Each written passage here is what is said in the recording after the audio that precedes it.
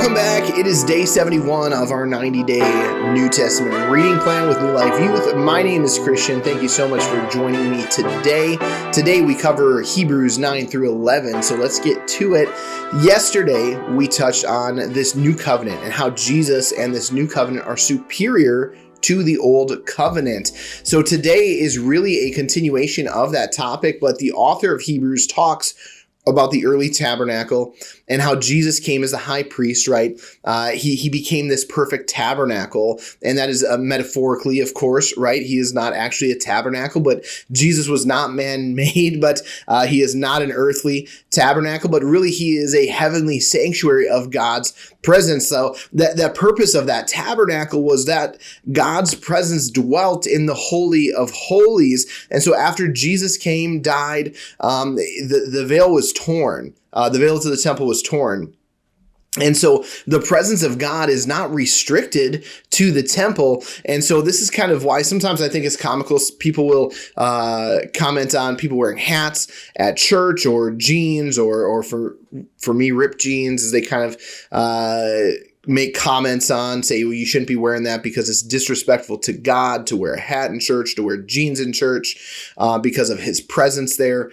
And I just think, I think back to like when the veil was torn and Jesus and this new covenant. And the reality is, I'm like, man, if wearing a hat or jeans at church is wrong because the argument is, well, God's presence is there, well, then I should take off my jeans and hat everywhere I am because God's presence goes with me everywhere I go. And so with that, I'm just like, it's just such a comical argument to me because I'm just like, man, if we're still thinking that God's presence is only in the church building, we're missing the boat here. We're really missing the boat. So with that logic, I should just never wear a hat. I should probably always dress in a suit. That's just the reality. I really am not so sure that God is all that concerned with jeans or hats. But that's a total sidebar. But through Jesus, the reality is God's presence is not restricted to the temple. God's presence is not restricted to the church.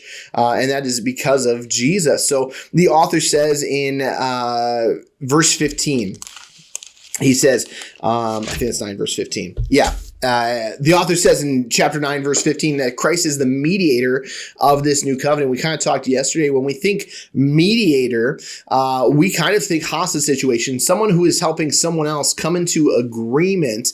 But in this case, really, Jesus is not just the go-between, helping to come to agreement between two parties, but this is really, Jesus is ensuring the keeping of the promise of this new covenant. He died, he brought grace, and has ensured the fulfillment of this promise that was given. And so now that does not give us freedom to act how we want, but there is security in the promise that is brought through Jesus. So Jesus also, he is unlike any of the other sacrifices that have ever been made. There is no need to continue to make sacrifices. We're getting that from today's reading.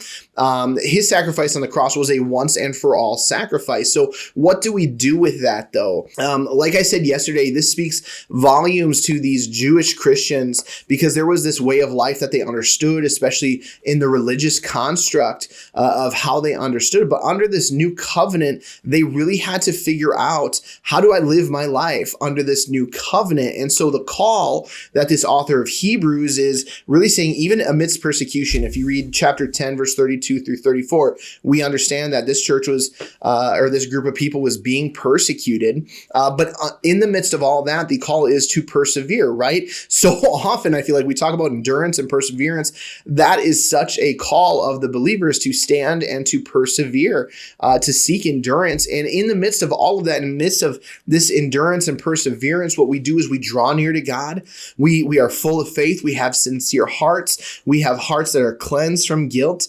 We hold on to hope. We spur each other on. We build each other up, and we continue to meet together. Like he is giving a really simple playbook in this perseverance. So the call here for this church, or for these individuals, I keep saying church, I don't know why, but at least for these individuals, is this call of perseverance and long suffering. Not only that, the author calls these individuals to stop sinning deliberately. He is saying you have the knowledge and you have the truth of salvation, of this superior high priest, this superior covenant, this new covenant, this superior sacrifice. So you need to stop sinning deliberately.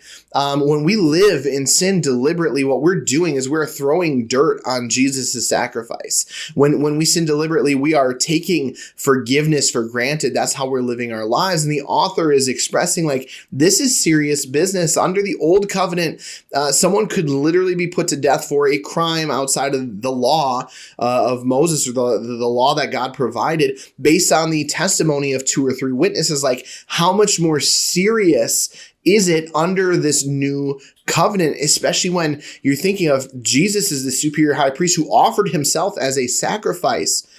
Man, like this is much more serious. Like, when we sin deliberately, the author is saying that we trample the Son of God under our feet is what we're doing. And so that the judgment here is even more severe than it would have been under the old covenant, because we are literally trampling on the Son of God and his sacrifice. So this is why we don't live like we used to anymore. We don't take those things for granted. When we give our lives to Jesus, we change the way we live. We change some of our actions. We live differently because daily we are being sanctified, and we try to seek holy living instead of what we used to do. So if we go out and sin saying, well, God's just going to forgive me, then we are insulting this new covenant, and we insult the sacrifice of Jesus. And so that is such a serious tone that the author of Hebrews is taking here. It's really serious business. Like, yes, we still are going to mess up. That is just a reality. All of us are imperfect people. We are flawed, but we should, at the least, we should be striving for holiness every day. We should be seeking sanctification each day. Jesus' sacrifice is not a get out of jail free card to just pull out whenever we want. That's not how this works. It's not the game of Monopoly. This is a call into holiness and a life that reflects Jesus. So the author of Hebrews, what he does then after this call is he closes out this section and opens up chapter 11 with this. He says, "But my righteous one, you will live by faith, and if he shrinks back, I will not be pleased with him. But we are not those who shrink back and are destroyed, but of those who believe and are saved." So if you're watching this and you're a believer today, if you've given your life to Jesus, this is the message from the author that also applies to us. Like, we don't shrink back. We don't shrink back is the goal. Like, we don't go back to those old ways. We don't go back to the life that we used to live. We don't go back to the old covenant, but we hold on to this new covenant, and we don't take it for granted. We hold on to the great high priest, the new high priest, who is far superior, and we don't take that for granted. We don't take Jesus' sacrifice for granted, so we don't shrink back. So we have to stand firm in what we believe, and we walk out our faith, and we strive for holiness. And that really leads us into the last chapter of today's reading, chapter 11, which is considered to be this famous faith chapter of Hebrews 11, where the author, he really goes through and he just recounts all of these individuals from the Jewish history, or Israel's history, and they're great. They're great moments of faith, really.